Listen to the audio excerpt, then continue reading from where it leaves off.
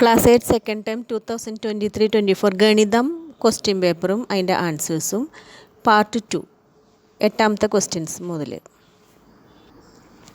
എട്ടാമത്തെ ക്വസ്റ്റ്യൻ 1 മുതൽ 7 വരെയുള്ള ക്വസ്റ്റ്യൻസ് പാർട്ട് 1-ലുണ്ട്. ഇത് എട്ടാമത്തെ ക്വസ്റ്റ്യൻ ചിത്രത്തിൽ O വൃത്തകേന്ദ്രവും AB വ്യാസവുമാണ്. C വൃത്തത്തിലെ ഒരു ബിന്ദുവാണ് എങ്കിൽ ആംഗിൾ AOC എത്ര?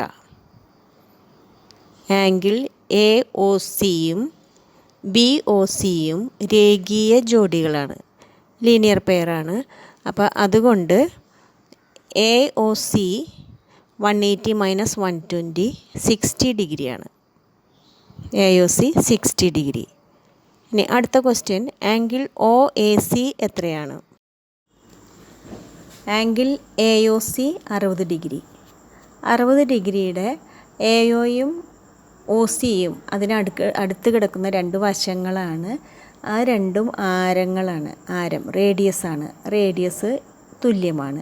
അപ്പം അതുകൊണ്ട് ആംഗിൾ AOCയുടെ ബേസ് ആംഗിൾസായ ആംഗിൾ Aയും OACയും ആംഗിൾ OCAയും തുല്യമായിരിക്കും. ആ രണ്ട് ആംഗിൾ 180 - 60 120ൻ്റെ പകുതിയായിരിക്കും ആംഗിൾ OAC 60 ഡിഗ്രി. അപ്പോൾ ഈ 60 എല്ലാം ഈക്വലേറ്റർ ട്രയാങ്കിളാണിത്. എല്ലാം 60 ഡിഗ്രി തന്നെയായിരിക്കും. അപ്പോൾ ഇതിൻ്റെ വൃത്തത്തിൻ്റെ ആരം 5 സെൻറ്റിമീറ്ററാണ്. 60ൻ്റെ ഓപ്പോസിറ്റ് കിടക്കുന്നത് 5 സെൻറ്റിമീറ്ററാണ്. തുല്യമായിട്ടുള്ള കോണുകളുടെ എതിർവശത്ത് കിടക്കുന്ന വശങ്ങളും തുല്യമായിരിക്കും. 9ാമത്തെ question A+B × A - B = A² - B² ആണ്. അപ്പോൾ ആദ്യത്തെ A+2 × A - 2 എത്രയാണ്? A+2 × A - 2 അതായത് ആദ്യം തന്നിരിക്കുന്ന ആ ഫോം വെച്ചിട്ട് A+B × A - B A² - B² ആണ്. എക്ക് പകരം A തന്നെയാണ്, ബിക്ക് പകരം ഇവിടെ 2 ആണ്. അപ്പോൾ A² - B² എന്ന് പറഞ്ഞാൽ A² - 2² 2 സ്ക്വയർ വരുമ്പോൾ A² - 4 എന്നാണ് ആൻസർ കിട്ടുന്നത്. അടുത്തത് 5.6² - 4.4². ഇത് അതേപോലെ തന്നെ A² - B² എന്നുള്ള ഫോമാണ്.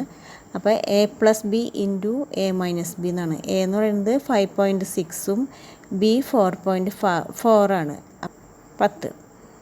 പിന്നെ A - B 5.6 - 4.4 എന്ന് പറഞ്ഞാൽ 1.2 1.2. അപ്പോൾ ഇത് രണ്ടും കൂടിയും 10 × 1.2 = 12. 12 ആണ് അതിൻ്റെ ആൻസർ. 10ാമത്തെ ചുവടെ തന്നിരിക്കുന്നവയിൽ ചതുരത്തിൻ്റെ വികർണങ്ങളുടെ പ്രത്യേകത തിരഞ്ഞെടുത്ത് എഴുതുക. ഉത്തരം വികർണങ്ങൾ തുല്യം. ബി ക്വസ്റ്റ്യൻ ഒരു വശം 5 സെൻറ്റിമീറ്ററും വികർണം 6 സെൻറ്റിമീറ്ററും, വികർണം എന്ന് പറഞ്ഞാൽ ഡയഗണൽ കേട്ടോ, 6 സെൻറ്റിമീറ്ററുമായ ചതുരം വരയ്ക്കുക.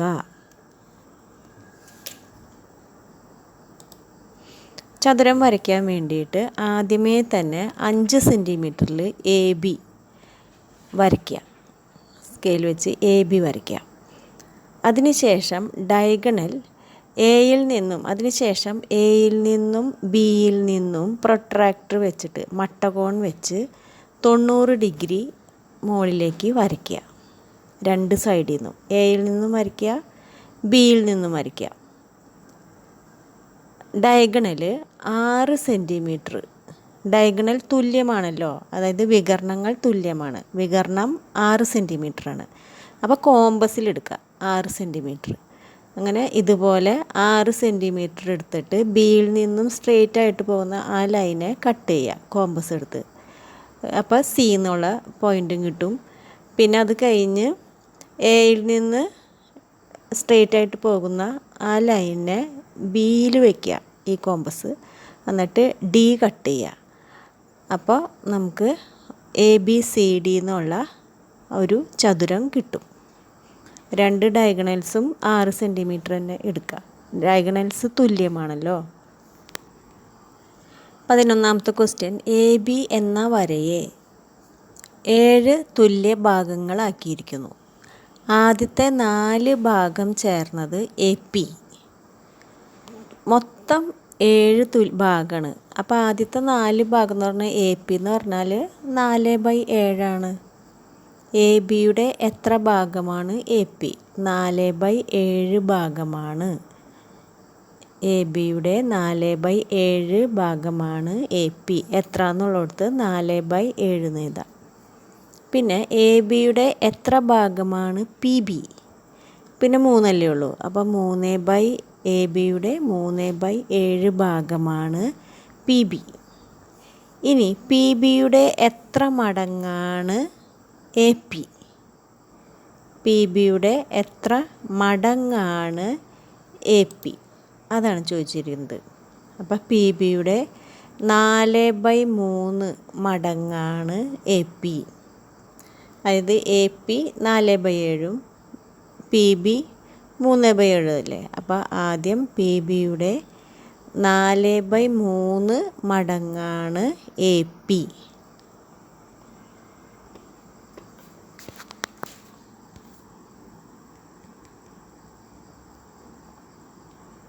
ഇനി 12ാമത്തെ ക്വസ്റ്റ്യൻ, അർദ്ധവാർഷികമായി കൂട്ടുപലിശ കണക്കാക്കുന്ന ബാങ്കിൽ അർദ്ധവാർഷികമായി എന്ന് പറഞ്ഞാൽ, വാർഷികമായി എന്ന് പറഞ്ഞാൽ ഒരു വർഷത്തേക്കാണ് പലിശ കണക്കാക്കണത്.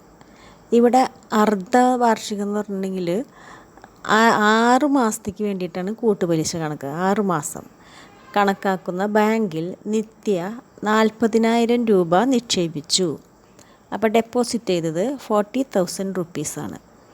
വാർഷിക പലിശ നിരക്ക് 10%. അപ്പോൾ ഒരു വർഷത്തേക്ക് 10%. അപ്പോൾ 6 മാസത്തേക്ക് 10ൻ്റെ പകുതി 5% ആയിരിക്കും. ഒരു വർഷം കഴിഞ്ഞപ്പോൾ 15,000 രൂപ വിഡ്രോ ചെയ്തു, പിൻവലിച്ചു. 15,000 രൂപ പിൻവലിച്ചതിന് ശേഷം നിത്യയുടെ പേരിൽ ബാങ്കിലുണ്ടാകുന്ന തുക എത്ര? ഉത്തരം, ഒരു വർഷം കഴിയുമ്പോൾ ബാങ്കിലുണ്ടാകുന്ന തുക. അപ്പോൾ 40,000 ഇൻറ്റു 1 പ്ലസ് 5/100 ഹോൾ സ്ക്വയർ. അതായത് എമൗണ്ട് സമം P into 1 plus R/100 whole raise to n. R എന്ന് പറഞ്ഞാൽ റേറ്റ്. ഇവിടെ അർദ്ധവാർഷികമായതുകൊണ്ട് 5ആണ്. 10% എന്നുള്ളത് 5ആണ്, 5%. അപ്പോൾ 5/100 ഹോൾ സ്ക്വയർ. അപ്പോൾ 1 പ്ലസ് 5/100 എന്ന് പറഞ്ഞിട്ടുണ്ടെങ്കിൽ LCM ഛേദം 100 ആക്കുക. അപ്പോൾ 100/100 എന്ന് വരും. പ്ലസ് 5/100, അതായത് 105/100 ബ്രാക്കറ്റിൻ്റെ ഉള്ളിൽ. അപ്പോൾ 40,000 ഇൻറ്റു 105/100 ഇൻറ്റു 105/100 2 പ്രാവശ്യം ഇൻറ്റു ചെയ്യാം. അപ്പോൾ നമുക്ക് 44,100 രൂപ എന്ന് കിട്ടും. പിന്നെ 15,000 രൂപ നമ്മൾ വിഡ്രോ ചെയ്തു ആദ്യത്തെ വർഷം. അപ്പോൾ ബാക്കിയുള്ള തുക എത്രയാണ്? 44,100 നിന്ന് 15,000 പോയാൽ 29,100 രൂപ. അപ്പോൾ അതാണ് പിന്നത്തെ പി ആയിട്ട് എടുക്കേണ്ടത്, പ്രിൻസിപ്പൽ എമൗണ്ടായിട്ട്. അപ്പോൾ 6 മാസം കഴിഞ്ഞുള്ള നിക്ഷേപം ഒരു പ്രാവശ്യം ചെയ്താൽ മതി. ആദ്യം ഒരു വർഷം കഴിയുമ്പോൾ n2 എന്ന് വരാൻ കാരണം 6 മാസം ഉണ്ട് അല്ലേ. ഇനിയിപ്പോൾ ഇവിടെ 6 മാസം എന്ന് പറയുമ്പോൾ ഒരെണ്ണേ ഉള്ളൂ. അപ്പോൾ 29,100 into 1 plus 5/100 whole raise to 1. അപ്പോൾ 30,555 രൂപ എന്ന് ആൻസർ കിട്ടും.